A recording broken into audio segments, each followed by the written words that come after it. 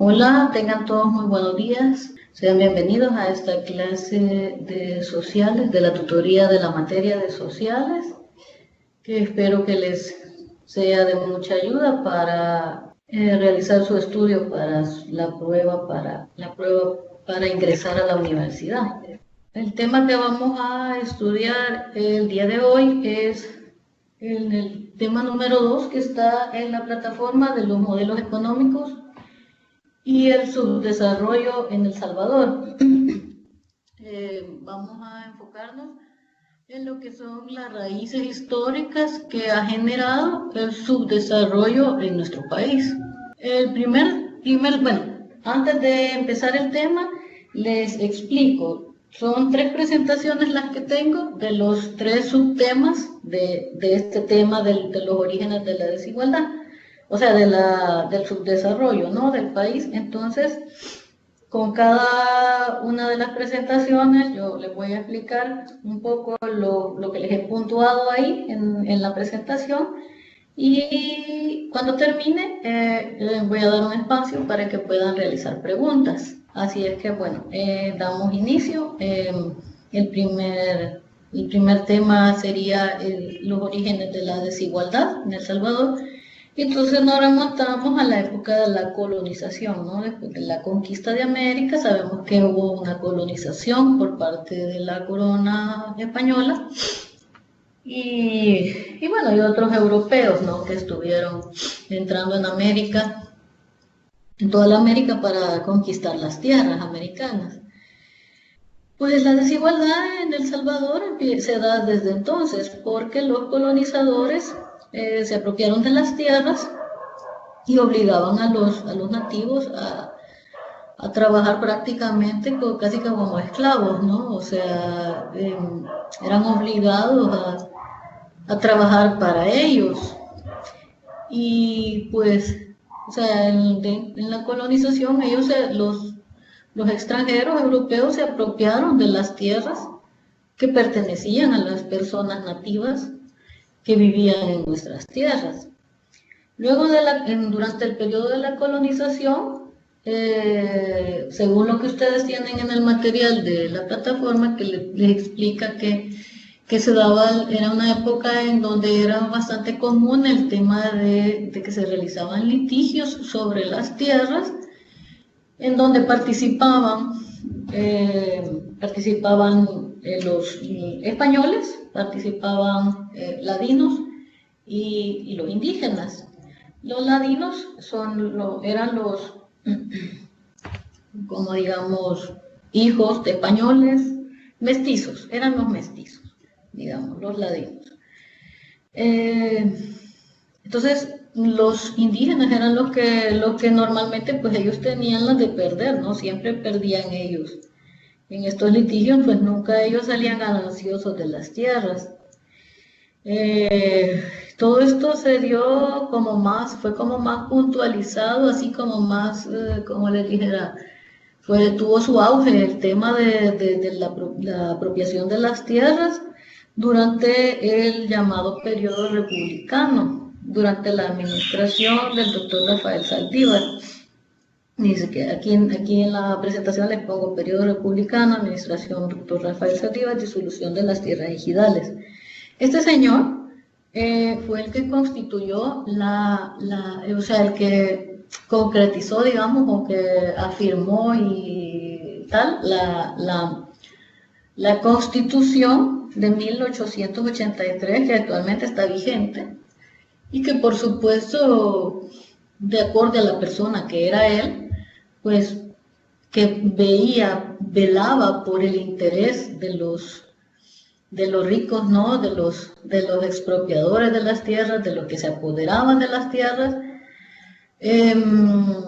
Pues como esa herencia la venimos arrastrando desde entonces, ¿no? Ahora Pomas, ahora Simanes, pues que ya desde en aquellos entonces, pues sus antepasados, ¿no?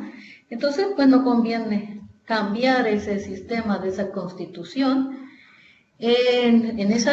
Durante su administración hubieron unas leyes de 1881 a 1882 en donde, o sea, él hace que, o sea, desaparezcan completamente las tierras ejidales, ¿no? Las tierras comunitarias, que eran las tierras que estaban destinadas al cultivo para los productos de subsistencia para la población, para los pobladores nativos, ¿no? Entonces, ellos les quitaron esas tierras a esta gente para venderlas a los nuevos, a la gente que estaba interesada en ese tiempo, ya con el tema en ese tiempo todavía estaba la producción del añil, que era como el producto de exportación que tenía el país y era el que generaba, ¿no?, el dinero que había, la riqueza que había en el país, era lo que se exportaba en ese entonces. Todavía estaba empezando el tema del café. Las tierras estas, la mayoría de las tierras que fueron expropiadas se encontraban en las zonas de Sonsonate, Aguachapán, toda esa zona que es la zona cafetalera, ¿no? Entonces, esta gente vendió las tierras de este señor después de habérselas quitado a los nativos, a los indígenas que le llamamos nosotros, ¿no? Las vendían a europeos o a salvadoreños que tenían plata, ¿no?, y que querían invertir en el negocio, en el nuevo negocio del agroexportación y todo eso. Y se las vendían en $3, me parece, o 3 colones, no sé cómo, algo así, una súper barato por manzana. O sea, una manzana valía prácticamente nada, pero ellos tenían la plata para comprarla y a los otros, pues, simplemente que ellos habían sido los dueños de las tierras siempre, pues se las quitaron y simplemente las usurparon las tierras, se las robaron. A partir de esta administración, de este señor que proporcionó, como dijéramos, esta situación de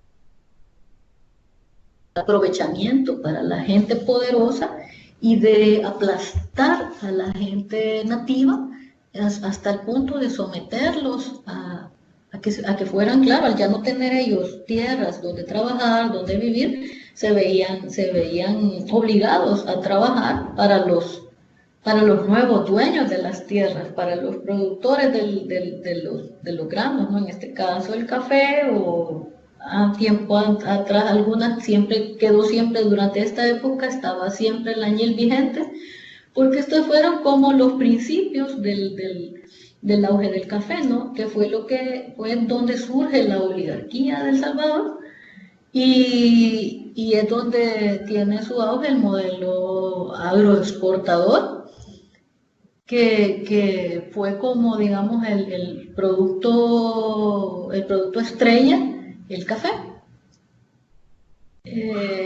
Pues estos son los orígenes de la desigualdad, ¿no? Vienen desde bastante tiempo atrás, y la base principal es la Constitución de la República, la que tanto defienden hoy en día. Es la que siempre ha estado como el principal objeto para brindar, para brindar a los poderosos, a los opresores, las armas legales para poder aplastar a los menos favorecidos, ¿no? Este es el origen de la desigualdad que actualmente estamos viviendo. Así es que, bueno, ahorita les doy un espacio para que alguien, si tiene alguna pregunta, y después seguimos con el tema. Ok. De acuerdo, entonces continuamos con el siguiente punto, ¿no? Que sería, a ver, voy a apagar la cámara. El siguiente punto del tema dice, las raíces económicas de la desigualdad. Y bueno, señala 1880, 1944. Esta época, bueno, 1880, quiero decir, y 1944 es la época de oro, dice junto a la industrialización. Fue llamada la época de oro de la economía en base a la exportación del café, ¿no? Y junto a ello, o sea, el café su auge fue de acuerdo a, no sé si hay algunos de los que están presentes en la otra videoconferencia que tuvimos, que hablamos de la industrialización. En la época de oro, del auge de la exportación del café en El Salvador, pues se da también justo con el auge de la industrialización, ¿no? Lo que hacía que, digamos, los productos agropecuarios tuvieran como, digamos, más acaparamiento del mercado, ¿no? O sea, que pudieran abarcar el mercado, porque el tema de la industria, el tema de la mejora en las comunicaciones, en el transporte y en la maquinaria para trabajar las tierras, pues hacía que la producción fuera en más cantidad, más factible, ¿no? Más fructífera. Por lo tanto, bueno, en el documento que tienen ustedes en la plataforma, dice que los ingleses descubrieron que el café era como un engañaestómagos, que hacía que la gente que tomaban el café, los trabajadores, claro, en Europa el tema de la industrialización estaba en otro nivel, ¿no? Nosotros todavía estamos aquí en el tema de la agroindustria. Y en Europa ya estaban con el tema de toda la maquinaria, ¿no? Era ya un poco como más avanzado, ¿no? Entonces ellos, dice ahí que descubrieron que la gente tomaba café y comía menos y el café les daba como el estímulo para estar como despiertos, ¿no? Para no estar cansados. Entonces descubrieron que era un producto, pues, bueno, ¿no? Y para darle a sus trabajadores para aumentar su producción. Lo que hacía a la vez que la producción de café en El Salvador, pues, también aumentara por la demanda que tenía en el extranjero, tanto en Europa como en Estados Unidos. Y pues esto hizo que esta época fuera considerada como la época de oro, ¿no? de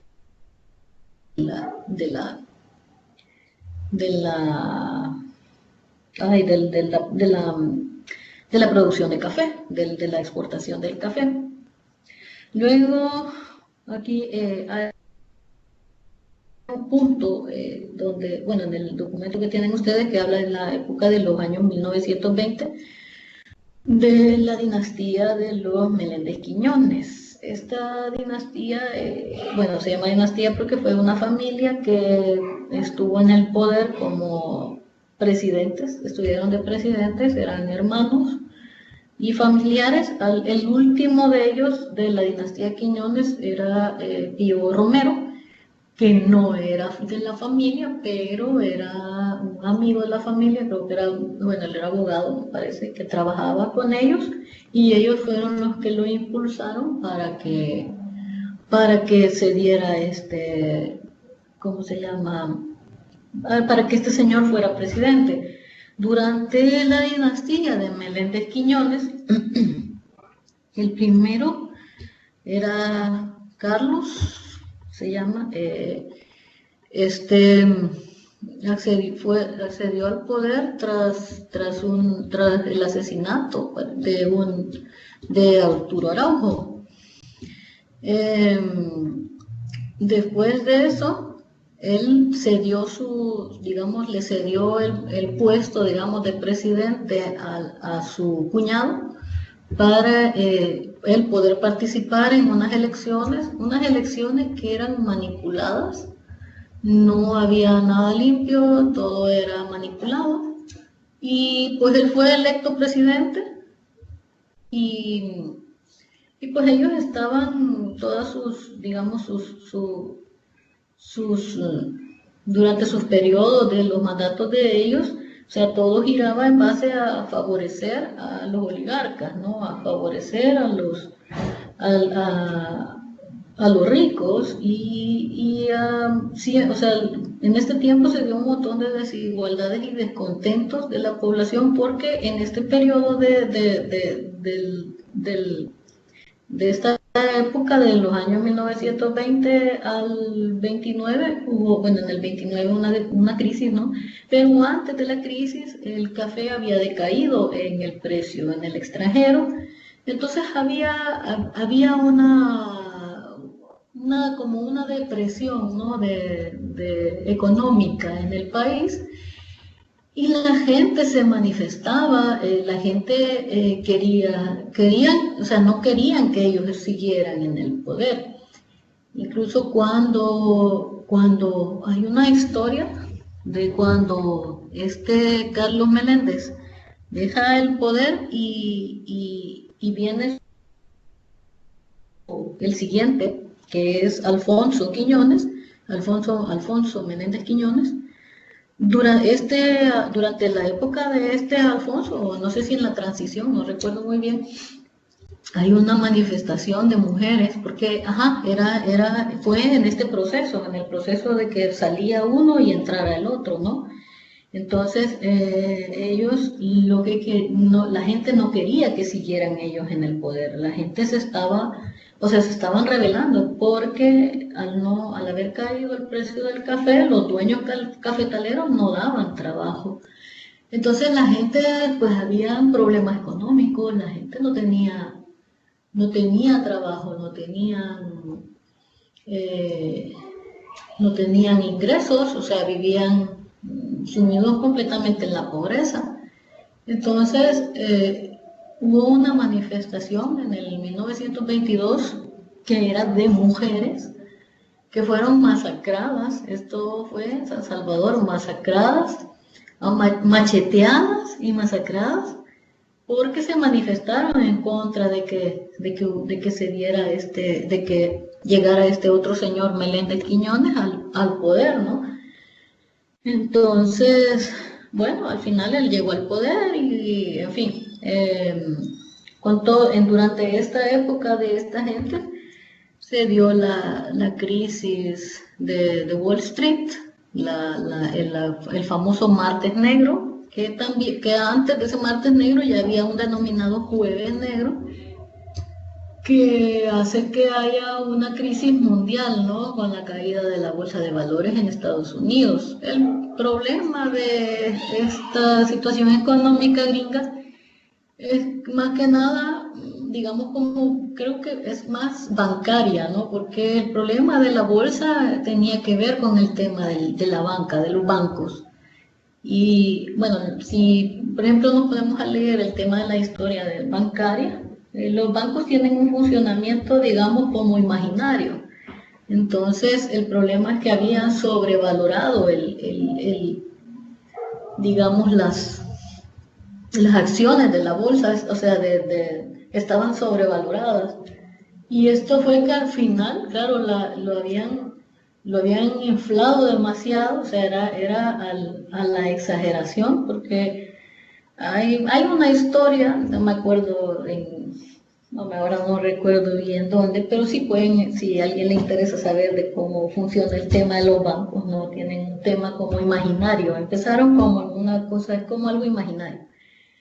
Entonces por ahí radicó más o menos el problema de esa crisis y que generó una crisis económica en todo el mundo, cayeron los precios de los productos, los países como El Salvador era un país agroexportador y su economía estaba basada en la exportación del café y otros como el azúcar, el algodón, el añil. Pues sufrieron aún más que otros países que tenían que dependían de otro tipo de economía, ¿no? Porque claro, ya la demanda no existía, no había demanda por parte del exterior, ¿no? Para comprar. Entonces, pues eso generó una crisis tremenda. Luego de este señor Alfonso Quiñones fue que estuvo Pío Romero, que fue promocionado por ellos y se considera que está dentro de la dinastía de Meléndez Quiñones, aunque no fuera de la familia, porque fue promocionado por la misma familia. Pero al final, pues él no tenía ciertas diferencias en cuanto a la, digamos, forma de ver, de encaminar el desarrollo o la economía del país, que a los oligarcas no les pareció, ¿no? Y entonces, pues él, pues ahora no me acuerdo si lo derrocaron o lo asesinaron, pero la cosa es que él quiso hacer ciertas reformas, ciertas, porque no era tampoco, era como en la actualidad, ¿no? Que hay una nueva potencia, un nuevo partido político que tiene ciertas inclinaciones hacia digamos, hacia la gente, hacia el pueblo, y cierto confrontamiento con la oligarquía, con los ricos, con los poderosos, con el Estado, pero que tampoco deja de estar ligado a ellos. Entonces, algo así era Pío Romero. Entonces, no, esto considera algunas reformas que él intentó hacer, pues, para favorecer al sector del pueblo, no les pareció, y entonces, pues lo quitaron. Y bueno, luego ya viene la época esta ya en el 30 hubo una especie durante, entre el 29 y el 31, hubo una especie de presidente de turno o algo por el estilo. Y luego, a partir de ahí, quiero ver, es Enrique Araujo, ese creo que es, ajá, sí, ese. Y a él le dan golpe de Estado porque también era como en pro del beneficio del pueblo, ¿no? Entonces, esto a la oligarquía pues no era de su agrado que cambiaran las cosas, ni que subieran los impuestos del café, ni que hubieran mejoras para prestaciones o algo que favoreciera al sector esclavo que tenían como trabajadores, porque se explotaban a la gente en las haciendas cafetaleras, eran explotados, a la gente le pagaban con una o dos comidas al día que consistían en un par de tortillas y un par de cucharadas de frijoles y ya, y tenían sus propias monedas para que la gente comprara mismo dentro de sus haciendas, y todo era más caro. Entonces la cosa es que era una explotación a barbaridad, ¿no? Entonces cuando surgen estos dos señores que hacen un poco tienen un poco de inclinación hacia el favorecer a los desprotegidos, o sea, inmediatamente son quitados del tema de político, y entonces es cuando entra el dictador Maximiliano Hernández Martínez, que era vicepresidente y era ministro de guerra en ese tiempo del presidente que estaba entonces, al que le dieron el golpe de Estado, al que él le da el golpe de Estado al presidente Araujo. Entonces, bueno, creo que todos han escuchado hablar del dictador, que era una persona, pues que, bueno, él fue el autor de la masacre de 1932. Él tenía buenas relaciones con la oligarquía, tenía buenas relaciones incluso con la iglesia. La iglesia, cada vez que, o sea, los monseñores y toda esta gente que eran los poderosos, ¿no? Los que manejaban la política y la economía y el dinero, estaban ahí con él, y como él apoyaba, o sea, todo lo que él hacía era para beneficio de los oligarcas, para beneficio de la iglesia, incluso los monseñores y toda esta gente, o sea, cada vez que iban a hacer fusilamientos o sea, que iban o sea, a matar gente, ¿no? De que eran insurrectos o que no hacían las cosas como debía de ser según las leyes que ponía el dictador, ahí estaban presentes, incluso no sé qué monseñor, ahora no recuerdo el nombre, pero sí realizó una homilía en agradecimiento, agradeciéndole a Dios de que después de la masacre del 32, de que el ejército había tenido una victoria sobre los insurrectos, o sea que la iglesia estaba metida también en todo ese mugroserío que se hacían, ¿no?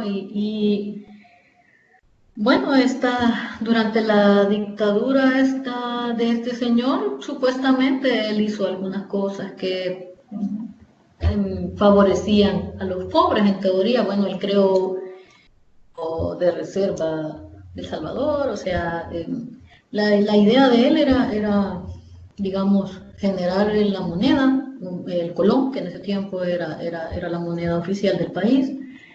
Y bueno, en teoría,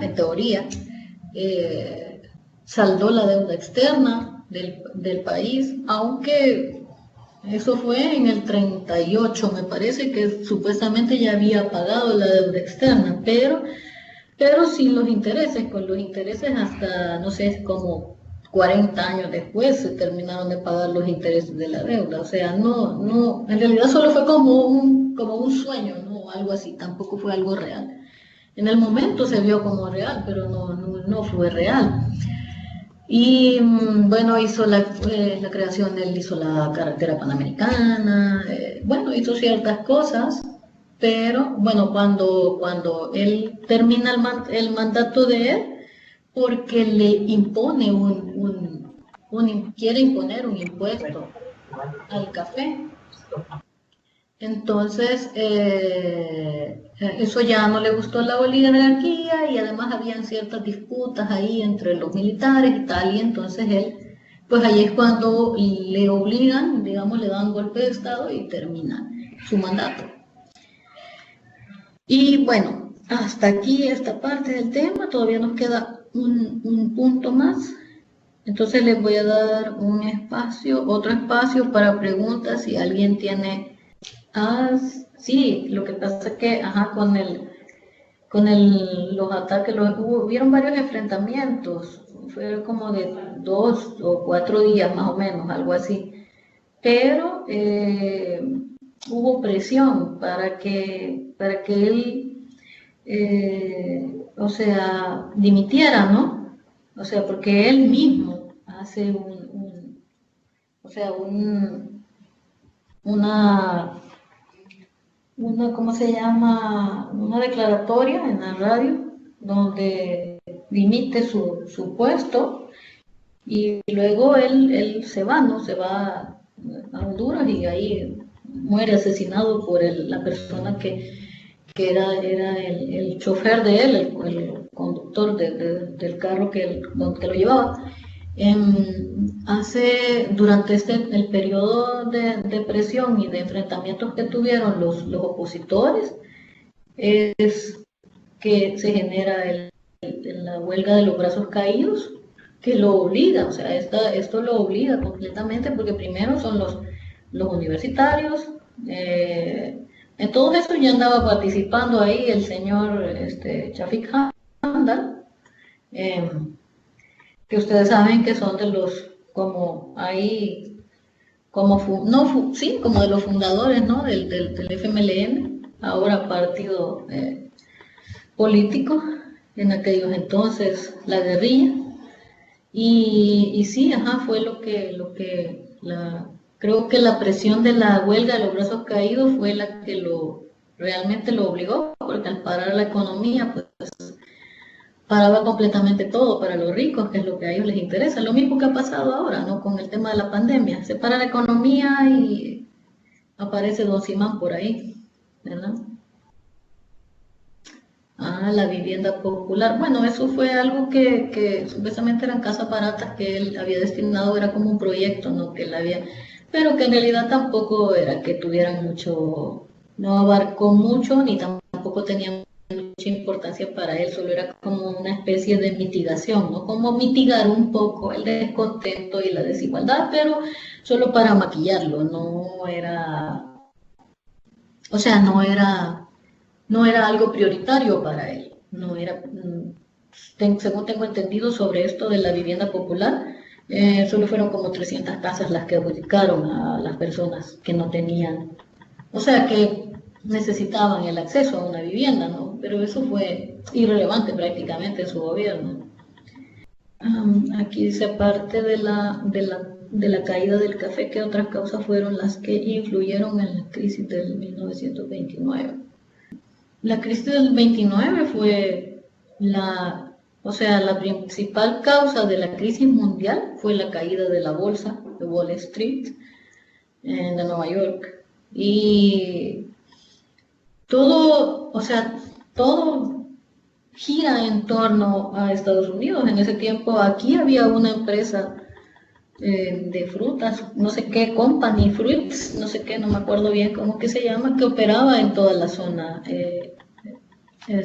centroamericana, y era como, o sea, ellos tenían una patente, o sea, tenían un poder, ¿no? Para manipular y todo, o sea, porque ellos eran los que como que compraban los productos y tal. Y pues hemos estado ligados a Estados Unidos desde esos entonces. Así es que, o sea, la principal causa de la crisis, o sea, el café cayó por la crisis de Wall Street. Por eso cae el café. Entonces la causa es Wall Street. Ok, de nada. Bueno, voy a continuar con el resto del tema porque ya nos queda poco tiempo. El siguiente punto, o sea, el siguiente tema es la agudización de la desigualdad y el conflicto social, que es lo que hace que se agudice la desigualdad en el país y el conflicto social en el que hemos vivido y que seguimos viviendo y que no sé cuándo se va a terminar. Bueno, en 1944 hice la caída de la dictadura de Maximiliano Hernández Martínez. Bueno, ya hablamos de eso en la anterior presentación. Lo vamos a dejar ahí porque ya tenemos poco tiempo y creo que me pasé al siguiente tema. Entonces, vamos a hablar sobre los años de 1950 durante el periodo del coronel Óscar Osorio. Este señor, él fue, digamos, en esta época de este presidente, fue como un periodo de bonanza, porque él ya recuperado, ¿no? de la crisis del 29,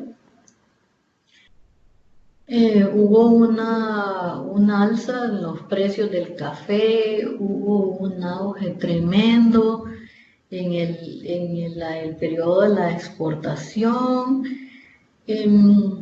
Durante el periodo de este señor, se hacen bastantes, como dijera, cosas para favorecer a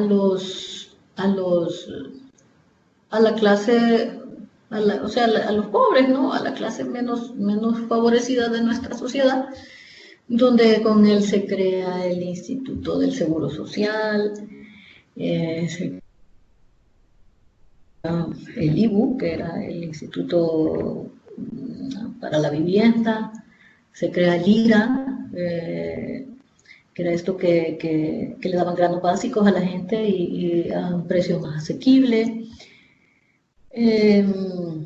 Él promueve durante el periodo de Óscar Osorio, promueve, como digamos, el tema de la industrialización en el país.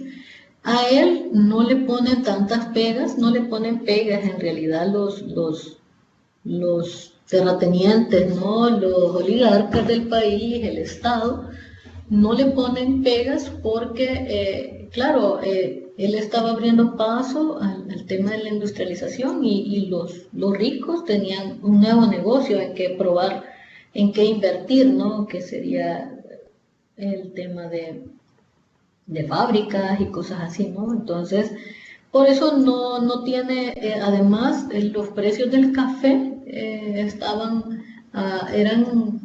o sea, generaban un montón de riquezas para los dueños de las tierras.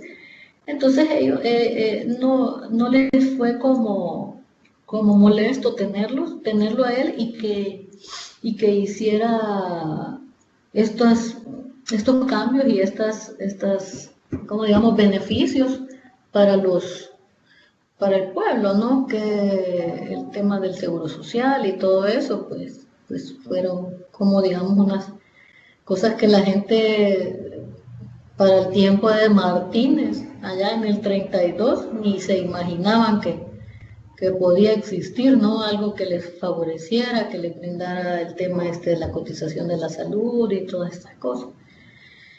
Entonces fue como una época así como productiva, ¿no? Para la sociedad. Pero siempre seguía el tema de la, de la desigualdad por el tema de las tierras. En este tiempo se da, después, justo en estos periodos, entre el 50, 60, bueno, aquí en el documento que ustedes tienen les pone que es en el periodo 1960-1969, pero también les habla de entre el 50, que es cuando se genera todo este nuevo sistema político y económico del país, ¿no? Que ya es un poco más moderno, como más actualizado, aunque siempre basándose en la constitución antigua, ¿no? O sea, en la Constitución del 83. La independencia de El Salvador se da en 1821. En el 83 establecen desde el 83 establecen esa Constitución que tenemos actualmente vigente. O sea, hace un montón de años. Ya debería de estar modificada, pero bueno, en fin. En este periodo, todos estos cambios, siempre está el tema de lo de las tierras, ¿no? La expropiación de las tierras, la gente sigue, digamos, con esa desigualdad, ese aprovechamiento. Entonces, en esta época también el resto de los países de Centroamérica están dentro de ese mismo conflicto. O sea, todos los países de Centroamérica están, en ese tiempo, su proceso y su transición de toda su historia es bastante parecida. Entonces, el problema que había en El Salvador es que El Salvador siempre ha tenido una población bastante alta. Entonces, por ejemplo, en Honduras había con esto de la expropiación de las tierras, hay un montón de salvadoreños allá por el 1920, echamos de nuevo para atrás, toda esta época está atada, ¿no? O sea, nosotros actualmente seguimos atados a esto, o sea, seguimos viviendo como, digamos, el producto, el efecto de todas estas causas.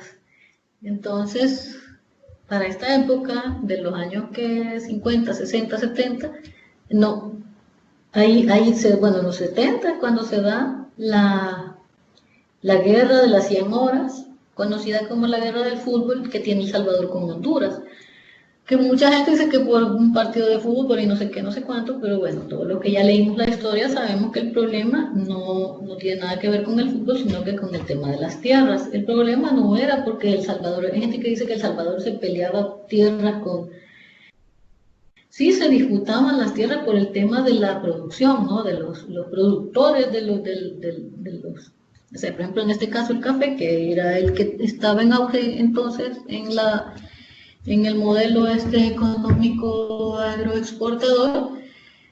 Eh, Muchos salvadoreños que se habían afincado en Honduras, o sea, empezó a haber rechazo contra ellos, empezó a haber, les expropiaban las tierras también, se las quitaban, los echaban, y entonces eso fue lo que generó esa tensión entre los dos países, y es cuando El Salvador,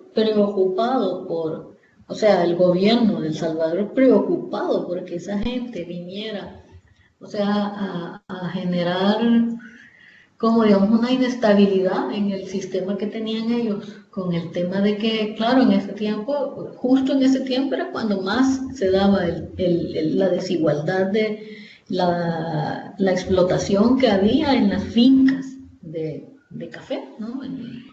Donde explotaban a la gente, que hasta los niños iban a trabajar y que, o sea, apenas les pagaban con la moneda de la finca y podían solo cambiarla dentro de la finca y todas estas cosas espantosas, ¿no? Que han hecho estos ricos de este nuestro país con nuestro pueblo.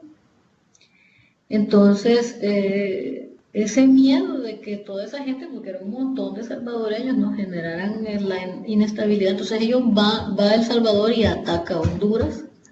Y son 4 días que se pasan en el tema ese de la guerra. Entra el salvadoreño a territorio de Honduras a atacar, ¿no? Pero todo era siempre en pro de la defensa de la estabilidad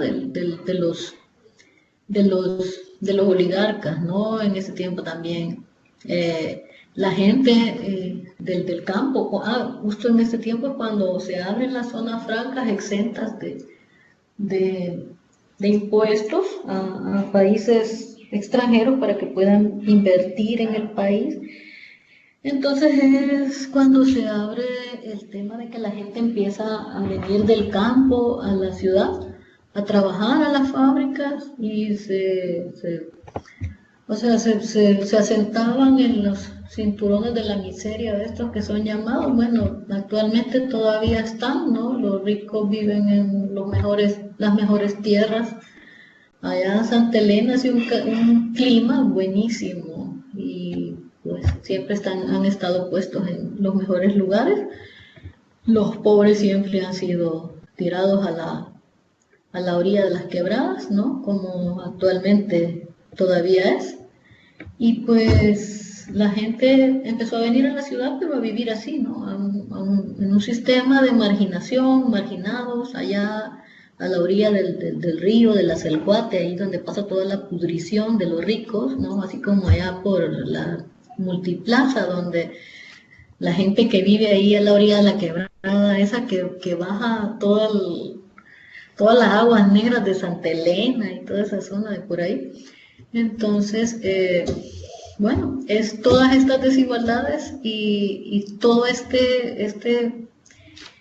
digamos, historia de cosas arrevesadas, pero todas ligadas hasta el principio, ¿no? De donde venimos, desde la colonización, desde que se empezaron a adueñar de todo, de que sometieron, explotaron, abusaron, mataron, asesinaron, se hicieron todo lo que quisieron y ahora pues, porque ya no pueden matar, pero la explotación y todo eso sigue. Entonces aquí es cuando se da esa agudización de la desigualdad y genera el conflicto a partir de los años 70, que es cuando ya empieza, o sea, esto de la guerrilla y todas estas cosas, ¿no? Para ahí. Pero esto ya es para otro tema, que no sé si me va a tocar a mí hablar de él en otra conferencia o a otro compañero. Y bueno, hasta aquí con este tema tan interesante sobre la historia de nuestro país, ¿no? Y las desigualdades que todavía vivimos, desde dónde vienen.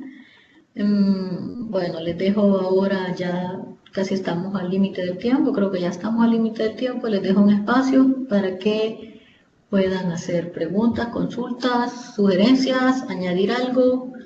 Ay, qué bueno, me alegro que haya sido entendido bien. bueno, chicos, muchas gracias por su participación y pues espero haberles ayudado. Hasta la próxima entonces y suerte.